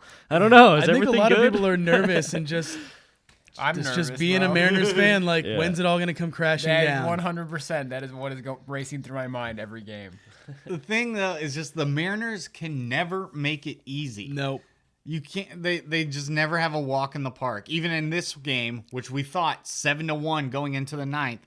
Like, I mean, even if they score 1 or 2, like, who cares? Yeah. And then all of a sudden, it's 5-7 with runners on the corners, and you're like, one bad pitch, and now the Mariners are trailing in this game. You know, Yeah. It goes down to the wire. And that's just part about being a Mariners fan, baby. The heart palpitations, the sweating, the swearing, you know, it all just comes. Crying. Yeah. Seven But- innings The of crying. seven innings of just the worst thing. You just want to go like walk into traffic, and then all of a sudden things turn around. You're like you're about to step off the curb, but then we're right back in it. And The Mitch Mariners- Haniger hits one to right, and you're like, well, not today. Okay, good. I knew they'd save me. Josh Yeah, no. Rojas got his 4th home run of the season. Josh Rojas for president. Josh Kirby got Rojas. the dub too, I think. What's Kirby got the dub. He also walked the first batter, and after that walk, they showed that graphic that was like Kirby has like a 58% chance of not walking a hitter this game, and then he walked the first batter. Yeah. They showed it after he walked them, too. They like had the graphic lined up. Well, we're not gonna waste a graphic. They're like, we already made somebody it. made it. Yeah. But it would have been funny if they just like scrubbed it out and put 0% chance that he doesn't walk a player in this game. Because he did walk the first hitter. He actually had 2 walks in this game. Oh so. yeah, in the post game he was like, "Oh, those walks are frustrating," and it's like I don't know. He's at least I don't think he's mad about them, but he uses it as fuel. I like that about him. That it's annoying to him that where he's just like, "I'm just gonna do better." That's not acceptable, and like uses it as fuel, not as just like chaotic anger or whatever frustration, frazzled type stuff. He's always calm and uses it and gets more focused that way. I don't know if you guys have noticed this. George Kirby and Dominic Canzone look like they could be closely related. Yeah. Think Like, so? I think yes. they look fairly similar, man. Yes. A Yeah. lot. I was watching them today. They could be and I was just like, cousins. oh my God. Yeah. I think Rayleigh and Locklear look more similar than Canzone and Kirby do. Yeah, a little bit. And Mitch I Haniger don't looks know. like every I white think guy the you've Canzone. ever seen at Trader Joe's. I see Mitch Haniger every time I go shopping. There's Mitch Haniger. And there's a Mitch Mitch Haniger. Yeah. Oh, I'm at an Eddie up, Bauer Mitch. right now buying flannels. It's just a sea of Mitch Hanigers. What do you guys think we're gonna do when Polanco comes back? Yeah, he's not back yet. I thought he'd be back. What are we during gonna the do White at Sox second series. base? And what do we expect out of Jorge Polanco? The way The Bliss, bats have been coming around, Yes. and Polanco didn't really have a bat that ever kind of came around. Here and there, short little intervals, yeah, Flashes. blips, flashes. But he's gonna come into a team that's kind of going, and I don't want him to bog us down with his not totally ready bat. What do you So- think about that, Matt? He's gonna have to have a couple rehab games at least. If he hasn't been doing that this week, I think that was the plan. I think he's ramping up and might start his rehab. If it hasn't already started, he's due any day now to start rehabbing in Tacoma. Yeah, so he's close to being back. I think Bliss gets optioned, because that's who we have with options, and that's the guy who gets optioned. We've already injected a lot of speed into our team with Robles. We have Rayleigh. We're trying to implement more speed. It sucks to send Bliss down the way he's been playing. He's been playing good defense. But Polanco needs to be on the team, and even if he's not starting, they might leave him on the bench a little bit more, give him starts intermittently until he starts heating up, give him those pinch hit at bats late in games, and start playing a few innings when we deploy our late game platoon. But he can hit from both sides of the plate too, which I don't know. I don't think we see him starting every game right away, but I think he'll have to work his way back into a starting role when he gets here. But he's not going to be in AAA for an extended or any time other than his rehabs. So he's just going to come back to the roster, send Bliss down, and have to figure it out because he's got to get going right away or like feel this energy and contribute. Yeah. And he hasn't been there recently, so we'll see. He has to go through that transition period, but he's going to be back on the roster. There's no other option. So, I don't know. I hope he can swing it like he's done in the past. He's gonna have to, and he'll be fully healthy. Hopefully, he's just ready to go. I don't know. I'm liking Bliss a lot, though. Yeah, I me mean, too. it does make sense with the options and stuff. Here's a proven major league talent coming off of injury.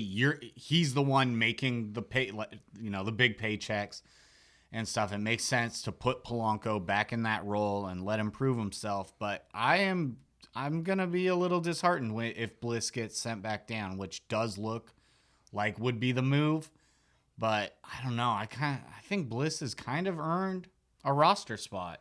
Yeah, But it's hard. Polanco though. Yeah. There's no sending him to AAA. There's no DFA thing. We're paying him too much to do anything like that. So it's just that's the only option until we expand rosters later in the season when we get to use both of them on our roster, and hopefully Polanco can do something. I don't know. Yeah, we just have to wait and see about his production and talk about what to do with him towards the trade deadline if he's not performing. Yeah. What about, do we have like a Rivas or someone that we can option so we can keep both of them around? Well, Rivas, I think, was just up because Demo was on paternity leave. And So now he's not even on the... He's back. Yeah, I'm sure He's gone again since Demo's back. Damn, yeah. so we don't have any other option. That's Not kind of really. it, huh? Urias is already gone. Yeah. Oh, boy. We don't have an extra random outfielder. Let's just get option Sebi Zavala. Let Mitch Garver take care of backup catching and carry Bliss and Polanco. Boom. I like that move. Because Savala's not doing shit for us. Nope. He's not doing shit. No, dude. Garver has been catching George Kirby Yeah. for like his last 3 starts. It's been Garver catching, and he seems happy about it. Garver seems happy about catching, and he requested to work with Kirby. Yep. And obviously Kirby feels mutual. I think Kirby has enough power to be like, no, I want to pitch to Cal. I think they would let that slide. So they have apparently a great rapport, and it's working out. And we've seen now Garver's bat come around a little bit more. Mm-hmm. So we don't need 3 catchers on our roster. Nope. Especially if one is literally doing nothing. Yeah, if Garver can work up to a full backup catching role, that'd be great. But it sucks because, like I was saying, it puts us in a crunch where if Cal's DHing and Garver's catching and Garver gets injured and Cal has to go to catch, then we move our DH out of the DH spot and have to hit our pitcher, I think. You can't put in another DH? I don't think it. I think you have to. If you move the DH out of the DH spot to a position, then you have to hit your pitcher. You forego your DH spot. I'm pretty sure. Really? So that's It the why it you happened have to the Rays a couple So years we ago. have to carry a third, that second catcher. Maybe Cal doesn't get to DH any. You put Haniger to DH and put Canzone and Rayleigh in the corners. Sure. You can Late and then game. put Cal in late game. Yeah. You can finagle this roster enough. I think so. They have enough flexibility, and if you ever need it, Dylan Moore will throw the pads on. Yeah, why not? I've said it so many times. Like, I if want it it to really happen, comes down to it, yeah. He's the guy to do it. Okay, another question for you guys: Yeah. Is Locklear the future? It's too pretty early good. to It's say. way too early to say. But That's why I'm asking you the question now. Dude's thought got Evan skills. White was dope. We Yeah. thought Evan White was Good dope. comparison. A guy with some skills, a guy that showed he can do something, but what is his long term? Yeah. Evan White just ended up being so injured and couldn't hit curveballs. and just bad. He couldn't hit breaking pitches for shit. Yeah. He could hit a fastball, but not curveballs. But Locklear looks all around like a younger, quicker Ty France. Bigger. Like, do you think he's gonna replace France quickly? I don't know about quickly, but I think eventually. How much Something do to you look think? Because at. Ty France is getting later in arbitration years too, and I don't think they're gonna want to pay him what his arbitration is soon because he's getting like somewhere like $4.5 to $6 million this year in through his arbitration. That's what they came up with, and it's just going to go up, right? So how much are they going to want to just not pay him $8-9 million and go with someone who they're paying the league minimum, Locklear, who looks like a younger, faster, better, Bigger, more upside version because you don't know what they're going to grow into, where we might have seen the best of Ty France or see it. Maybe we're seeing it now, but it's not overwhelming, and Locklear has a lot of room for growth. So I don't know. I think we stick with Ty France through this year, but Locklear looks like a really nice piece that we have coming up with the other guys we have, like Cole Young and Colt Emerson and all those guys. Yeah, He looks great. I don't think I see any holes in his game at this point. He threw a bat into the stands. That's the one. And not just barely, like 20 rows up. He chucked that He thing. launched it. I was what? Over the net? Like, what? Where's this thing going? Oh my god, that's tight. Yeah. Yeah, he launched the hell out of that thing. What do you think? Me or Patrick? Both you guys. I pretty much exactly what you said. I like what I'm seeing out of Locklear right now. It is definitely too early to tell. But you never that's know. what's The fun Evan White about path the conversation. We gave Evan White like $200 million, and then he just didn't do shit. Yeah, to hang out in Tacoma. Yeah, they're like, oh my god, this first baseman is like his Gold Glove. He's amazing. Like, let's lock him down. And then We signed him up for like 6-7 years or yeah, something. and then he just didn't do anything. Then Ty France saved the day and came in and filled that role. We'll see who's next. I mean, Ty France has kind of been on a little tear recently too before he got hurt. So hopefully he can come back and stay hot as well. Start pushing the ball to all parts of the fields like he does best. Mm-hmm. And we're gonna see it soon enough. I have a question. Yeah. And this isn't Mariners specific. This is for all of baseball. I kind of had this thought the other day, and I wanted to run it through you guys, what you thought. So umpiring can be finicky. It can be up and down. It depends on...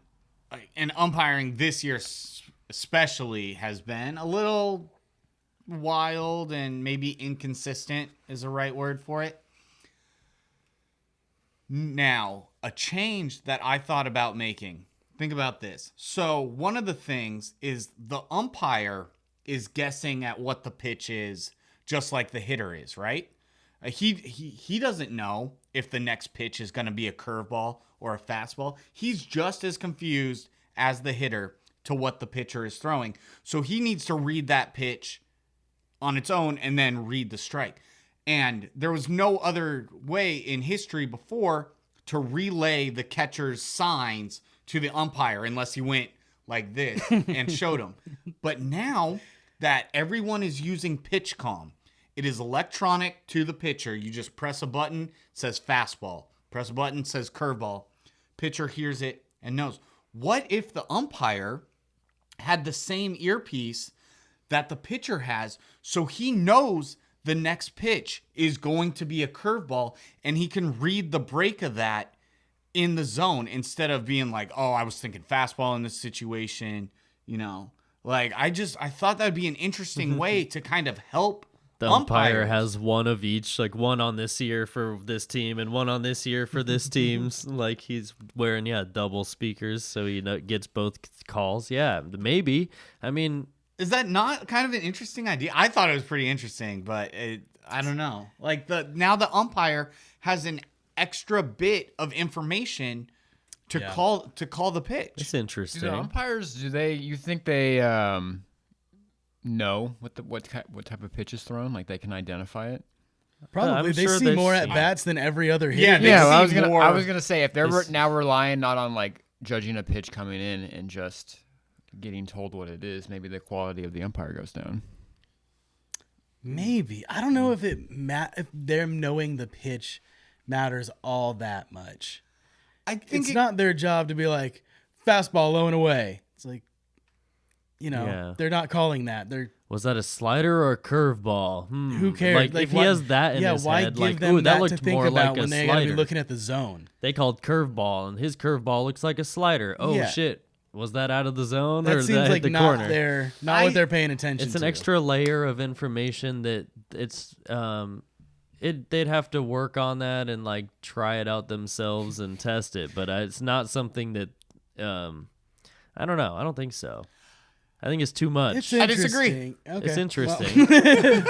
I mean, we're not getting rid of umpires. We're getting robo-umps soon enough that, like, why try something like that now? If you're an umpire, I think you have a feel for what different pitchers do. You see more pitches than catchers do. Like, you see twice as many pitches than a catcher does, and you might have a feel for what they do and talk to catchers, and catchers might tell you, like, dude, you got to be looking at this pitch. We're going to be throwing it all day. Like, you watch this pitch. Look at it. It's hitting the corner. Or like you got to give that to us. I don't know. And they'll kind of have a feel for like two-seamers in and sliders out. They know what the path is when they see it over and over again. Like, okay, it's probably going to be a slider down and out or a fastball up in the zone here if it's not a two-seamer in on the hands. And they have like first, second, and third like zones they're looking at all at once, and kind of like they're not thinking about the pitch type necessarily, but just making sure that wherever it is, they're covering it. And I get that, but I'm just saying if they have a little bit of information, they know a curveball is now coming. Yeah, they can prepare more for watching the break of that pitch. And I'm just worried it's too in the forefront if it's happening in that moment, so it kind of throws them off of their other their like more general picture, and they'd be more too focused on something like that. It's something that individuals will be good and bad at by themselves. But I don't know. That's interesting, man. Maybe. Who knows? Robo-ump is coming anyway. That's what I'm saying. We'll see. The umpire union is very, very strong. However, their contracts are up. The player ump and MLB association contracts is up at the end of the 2025 season. So next year, that contract will be up, and then that's when they have these meetings and kind of these discussions and compromises as you make the next contract. And I bet that is when we will see some serious changes to umpiring. Yeah. I know Manfred has said already, we're not going to robo-umps, blah, blah, blah, blah, blah. I know he said we're not doing it next year is what I've heard the quote. It's like, we're not going to do it next year, but it is in AAA. Yes. And the reason, I think this is like the bureaucracy side of it, though, but he doesn't want to play his hand in these contract disputes that's going to happen at the end of next season. So it does make sense that he wouldn't implement it for next year when the contract ends after that anyways, and who knows what people are going to be discussing and all this stuff. I just hope that when the contract dispute is up at the end of the 2025 season, or when the contract is up at the 2025 season, that it doesn't lead to a strike. We've seen it. We've seen it happen in football. Hell, baseball was on a strike, 2-3 years ago? Yeah. We had the season pushed back. Delayed start to the season. Yeah. Because of the CBA negotiations. 100%. And the players ended up coming out kind of pretty after that one. They got more pay and more stuff for like the minor leaguers. Mm-hmm. And there was some other stuff with like time manipulation, which has been so prevalent in the past. It's still used to some extent, but I think they kind of nerfed it a little bit. But I'm really hoping there's not another strike or a delay or shortened season or something. For the umpires this time. Yeah. You think the umps will strike and be like, how are you going to play baseball with no umps? And then we get to be like, we'll show you. Well, yeah. We have robots for that now. Yeah. But then, players, I don't know. It's going to be at that weird challenge system where everyone has to get used to, like, how many challenges they get. And, like, I don't know. It's going to be a whole new thing. I think it's going to happen, and it'll probably be in the next 5 years, 6 years maybe. I'm just throwing a number out there. That's how it feels to me right now, because it's already in AAA. They're going to keep refining it until it's reasonable for players of all body types, all, I don't know, and different pitch types, and getting the zone right to where like everyone knows that this guy has this zone, but it's always going to be this big. It can't be, it can't be this tall. It's always going to be, I don't know. Different players might have different zones depending on if they're extreme sizes, like Aaron Judge. Yeah. With preset zones like that, the data nerds are gonna go crazy. Yeah. You're gonna be able to crunch some crazy shit. Yeah, true. It's gonna be a lot more data than there is already, Yeah. probably because of that.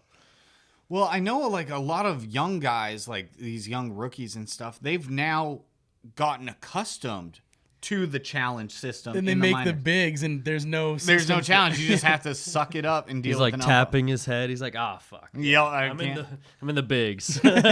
Shit. I've seen it used in person, and it's very quick.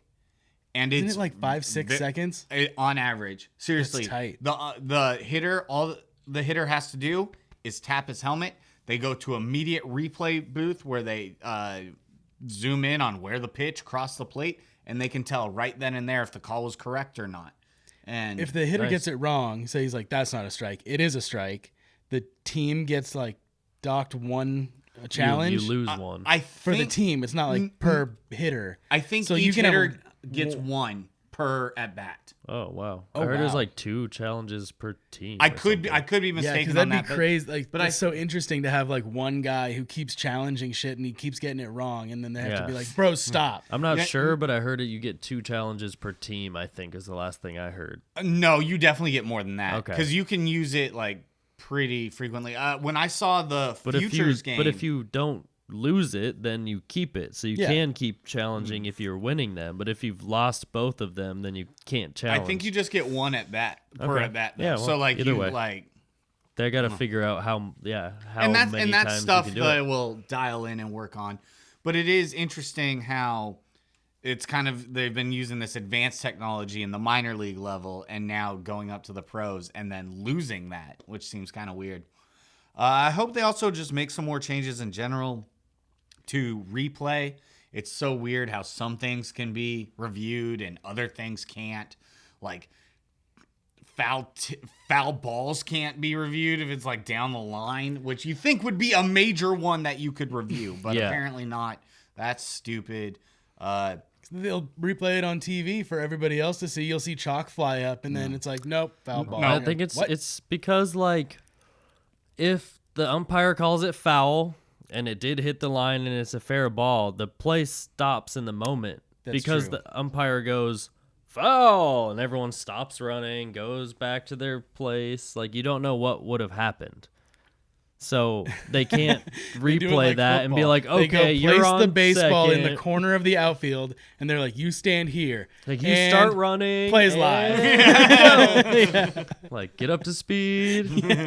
No, they No, just that's can't. ridiculous. You know, so I think that's one of the reasons why. But they have to be able to figure out what to do on those. Whether it's like if it's on the line like that, play the ball like it's live, and we'll review it. Like everyone has to know that like if it's like that, like the umpire might just do this and everyone has to play it live, you know what I mean? Like go safe instead of like foul.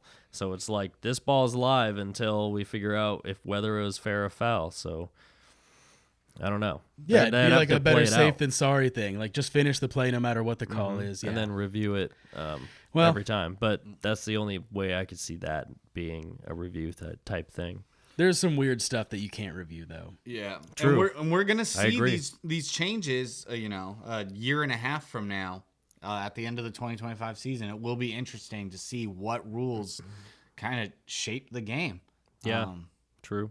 Especially because this will just be an umpire contract, so we might see some serious changes to officiating. Probably see some minor changes that should- people are going to be like, well, that's crazy. And then you won't even notice that it affects the game. Like the pitch clock, and people were so up in arms about it. And it's like watching a game now, you don't even notice it. It's true. It's crazy how quick that was fully implemented and pretty smooth. There was some hiccups at the beginning, but that's gonna happen with any type of major rule change. But it's, I love it now. I love the great. pitch clock. It's cool. I really It like keeps things moving. when there's some kind of pitch clock violation and then somebody gets angry and then the announcers, especially on the radio, Riz and Sims, love to bitch when they're like, this is actually taking longer than the time we're saving with the pitch clock. So what the fuck are we doing out here? I love that. They're so funny. Sims has been blowing some calls recently. Oh my God. He's been sloppy, dude. There was it today or no, it was yesterday. It's as the crowd gone. the Yeah. crowd Okay, is jeez. roaring. Yeah.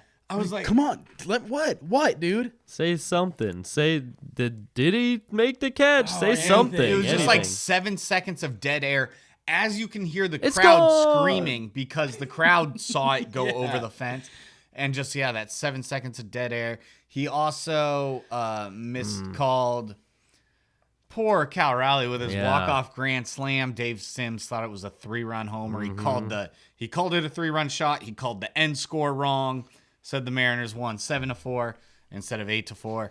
And dude, last night when I was listening to the game, I felt like Dave Sims was on another planet for a lot of it. He was like fumbling through sentences. He was like incomplete thoughts. He was kind of all over the place, and I wasn't really digging it. I know it's kind of a baseball thing though. You have the one like old head that kind of messes up a lot, and that's like part of the charm, I guess. Like you need that old. I guess. But usually it's like a former player. I don't know. He's okay when he's like color commentary, but he sucks when he's play-by-play. Like I like when he's to agree. I love when they bring people into the booth for him to interview because he's great at that. He knows so much. Yes. He can speak just so fluidly with people about any topic. historically. Yeah, the dude is an encyclopedia. All kinds of interests. Yeah, I he's love very his interviews, interest. but man, his play-by-play is yeah. His historical favorite. knowledge, especially when it comes to the Negro leagues, is second to none. those are my favorite times of year when they bring in the curator or whoever runs the museum. Yeah. Oh, yeah, And yeah. they go off for a couple of innings. It's the most interesting part of the entire Yeah, year. dude. That is good. Sims loves it too. And Yeah. like it's a very intense couple innings where you're like, yeah, game's happening, but this is fun. They should just have a whole segment. They should just do an hour-long interview as part of like a Mariners thing and release it by itself. But listening to Sims call games, especially this week, it's been rough. It's been bad. Maybe he just needs a little bit of break. He is 71 years old. He looks great for his age too, but he is in his 70s, and he just seems a little kind of off. And then Mariners legend, future Hall of Famer, future Mariners Hall of Famer, Rick Riz, still doing the kerplunk, and it's driving me crazy. I don't mind it. I do not like it. And kerplunk makes the catch. It just, It just went off. But he's doing Kerplunk a lot. yeah. He's doing Kerplunk a lot, and I don't mind it that much, but he's doing it more this year where it's like, dude, is this your thing now? Are It's you his trying new to have phrase. a catchphrase that we all remember? Because this isn't what I remember from like your entire career. I This know. is new. Like, I don't like it that much. And also, it's for pop outs. Like Yeah. usually, if you have a signature call, it's for a big strikeout or a big home run, not for popping out to the shortstop. And Like, kerplunk. that's your signature call. There's 2 outs in the inning. Not And that bad. You I don't- referenced the game Kerplunk earlier in this show. I True. did. It was relevant. It's foreshadowing. So, are we going to add to our bullpen since it kind of sucks? Like, I want to see him go get. I want We Paul have to. Sewald back. But, like, even. Who do we just see? Michael Kopech. Even Kopech would be a nice addition. I think we need somebody. We definitely need somebody, man. Our bullpen is not great these days. Keep in mind too, also the stretch that we are on right now. We have dealt with injuries, and we've played 52 games in 55 days. Yeah. Our bullpen is a little beat up and shaky and stuff right now. I would like to see some additions to it, but Impact bat. Is that more important? I think Yes. both pieces are important. Owen wants offense. I need offense. Who do we want? And I don't Owen? even blame you, dude. I know. Who do we want? We talking about Luis Roberts Jr. Yeah. Yep. That's a good one. Vlad Jr. Vlad's nice. He plays first base. He brings a fun energy too. Yeah, Does. I think he plays in a northern place already. Pete Alonso would be nice. Pete Alonso. I'm not super. I've seen. I would pass on Alonso. Would you? I would. I've seen people say that we should go get Jeff McNeil, which is a huge pass for me. I'm I don't definitely know out on much that. about Jeff I'm kind of McNeil. over. He I was think- kind of dope a handful of years ago. Okay. Yeah. He was a rookie in 2018, I think. And he was pretty good for a few years, but he's not what he was then. No. Do we get Paul Sewald back? Do we get Mason Miller? Do we get bats? Carlos Santana is another guy I was thinking about. You know what? I'm not missing Santana like I used to. I did love his vibes, and I loved him as being part of a team, but I don't feel like he's a necessity for this roster like I have in the past. I think the Mariners are cooking a little bit more now. I kind of like what our bats are doing, and I don't necessarily believe that like Santana would be the bat that we need. I would want, if we do go for an impact bat, I would want someone a little bit more, like a Vlad or a Roberts. I'm a Vlad Jr. kind of guy. Let's get him. What is his average? Really good. It's Yeah, it's like right around 300. I Yeah, think. I'm like. He started off slow. I don't want Pete Alonso. I'm not looking for just a strictly power dude. Like, I want someone who has a decent average, because we have a lot of dude like Cal Raleigh who's batting like 200, but he can hit bombs. He's batting like 240. It's not 240. Bro. It's got to be. No Cal? way. Is he Are not? you Oh, crazy? Oh, it's like 208. Yeah, no. That's pretty good. I'm more interested in It someone is when who you hit bombs. Yeah, that's right. I'm more interested in someone who has like a higher average that can hit bombs than someone with a low average that will hit bombs. Yeah, right now the Blue Jays are 34 and 36, and they're not really in the race. Vlad Jr. has the rest of this year and next year on his contract, so I think it would be a better than just a Pete Alonso rental for the rest of this year to get someone like Vlad and also have maybe extend him or just let him ride out the year and a half here to help us get over the hump during our wide open window.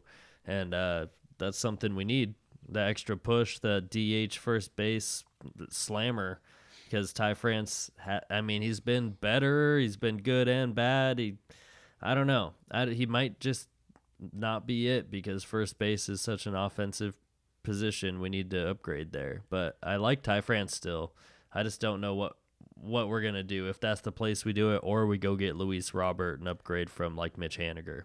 That's what I was thinking. I could definitely see us upgrading first base. That's not a bad thing to do at all. If we go get Luis Robert Jr., I guess Haniger would be the guy to kind of replace maybe Canzone, but I like what Canzone's doing. And he's our power lefty guy at like outfield. So if we're adding a right-handed bat, we're probably replace a right-handed bat.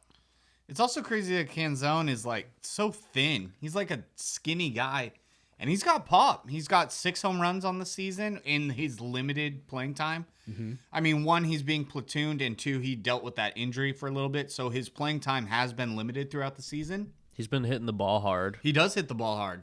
Even when he's out, it's like, oh, he hit. I could hear it, and also like I bet his exit velo is pretty high right now, even on outs. And I like his defense. Me too. Yep. Even though he flubbed one early in the season or dogged one, he's Oh, that's proven- right. Opening day, he dogged Yeah. that. The Yankees series, though, Yeah. he's put it on display. I've seen Luke Raley have some very not good reads recently too, but I don't want to harp on it. He doesn't take the best route. But I mean, to a while we're ball. here talking about it, yeah, he takes a shitty route, if I'm quite honest. Yeah, at least he's fast and has a strong arm, so he can kind of make up for it. But also, like giving up that Bobby Witt triple in the Royals series was rough. To left field, he hit the ball to left corner and hit a triple. Bobby Witt's fast as fuck, but also like Raley, get that ball in, buddy. Yeah, I saw him play one today that was just kind of an off bounce out of the corner, and I was like, where are you going? Like, he didn't read it right at all. Oh, on the jut out of the third base side? I think so, Yeah, where it kind of creams in that corner. And that's something you should know your home park a little bit more. I know that he's new to the team this year, but still, that's where like the majority of your practices are and stuff. You should be able to read those kind of wall bounces, and he did struggle with that one today. Yeah, and I've seen that a couple of times. I don't want to harp on it too bad. I want to see it stop So if it keeps happening, I'm going to call out Luke Raley. But for right now, doing fine. You know who's playing a good left field? Who's that, Owen? JK. Is he? He's hitting 270 right now. Okay. Fuck. How many homers? He did only 5. That's not bad. That's not bad. 17 homers. No, sorry, 17 RBIs. Okay. And I'm OPS sure he's not 730. playing full playing time. he's So tuning out he's there. definitely platoonining. so that's good. Yeah, okay. He's doing okay. 270 is a good average. Yeah. Well, do you want him back? I mean, I wouldn't say no. Really? Yeah. I would. I would say no. Would you? Yeah. Why? Because we have Dom Better to Canzone. move on. We've have got. Luke Raley. We're moving on. Canzone is hitting 207. That's fine. He does have one more home run though. Well, see, there you go. Look at that. Got him. They're the same, they're basically the played- same guy. Basically the same guy. This is the Kyle Seager, Eugenio Suarez debate. Yeah. Well, Good for Jared Kelly. I'm happy for him. Me He's too. on a good team playing good baseball. this year we've seen Heartfelt. Ty France. We've seen Dylan Moore. And did we have another guy go on paternity leave? I think Maybe it's a just the third two. guy. Yeah, maybe just those guys for sure. It's Father's Day tomorrow. So happy Father's Day to those guys and all the fathers out there Yes. watching, listening. Have fun at the game if you're going to the game. Should be fun. Let's get that sweep tomorrow, huh? Yeah, we could go for the sweep against the Rangers, our series rivals or our divisional Division? rivals, I guess. I mean, rivals is just, I mean, they are the closest threat to us right now. So Yeah. I guess that adds a little bit of extra oomph. But when you have. Reigning World Series champs. That is true. It's Reigning- a big series. It is a big series. Since Houston fell out of the picture, the Rangers have become more of our rivals. But there's not that like heat that we've had with the Astros in the past. But it's building, and we're kind of burying the Rangers, which is really cool. Yes. Definitely very cool. Yeah. Well, let's hope the Mariners keep winning. I love every week coming in and being like, Mariners are still in first and they're still winning games. I don't know what to tell you. Still a lot of room for improvement in this There- offense. There is. And that's the crazy thing. This isn't even my final form. True. We still have to evolve into a higher level Saiyan or something. I don't know. Get spikier hair. Get spikier and blonder hair. Start emanating some blue energy or something. Longer episodes. More stare downs.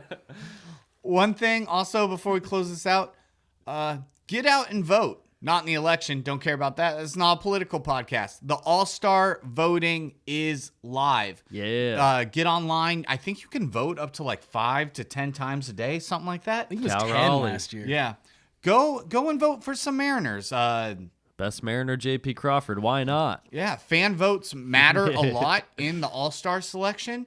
So up to make sure you go out, get some votes in, and vote, and hopefully we see a bunch of Seattle Mariners boys in the All-Star game. Who are you going to vote for? I would like Cal. Cal Raleigh for sure. Cal Raleigh is an underappreciated catcher. Is Julio a all-star? No. He barely squeaked in last year, like as a replacement. I didn't think he deserved it last year. Do you think he'll squeak in again this year? I think he will. He's got the popularity. Man, That's I'm not- popularity. That's what voting and that, is. that happens a lot in the All-Star game. It's a popularity contest. Well, if you want to vote for Julio, vote for Julio. He, who knows? He might make it. I like to see JP.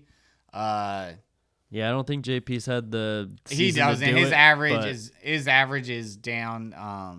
I don't think JP will make it this year, unfortunately. Josh Rojas. Yeah. Yeah, I'd here we go go. for Rojas. Here we go. There Rojas we go. is Let's a- make a big push to get Josh Rojas. He third deserves it. baseman, all-star. Let's do it. So we need help from you guys. Also, our camera shut off, so you probably can't see us. But I'm pointing at you. Vote for Rojas. Get him in the All-Star game. Yes, please. He's earned it. And again, our schedule is going to be a little shaken up over the next 3 weeks. We'll do what we can with giving you guys more content. We have to jump through some hoops. We'll figure it out. Garrett and Matt will definitely be pulling some strings and doing what they can. I know they've mentioned they want to do some live streams, which I think would be really fun. Yeah, we'll Yeah. find some time to get some content out there, record some things, do a live stream or two. While Patrick's out of town, we'll have different times to meet up and get some things done. So we'll be coming at you with different types of content, hopefully. Yeah. And just a little 3-week hiccup, and then it leads into the All-Star break and stuff, and then I will be back, and everything will return to normal. Thank you all for listening. We love giving you great news week in and week out. It's been a lot of positives, and the team hopefully still rises and grows and improves even more. Happy Father's Day to all the dads out there, and thank you, Steve. Shout out Steve. Thank you all for listening, being a part of this, and we will be back next week with more content. Thank you all, and go Mariners!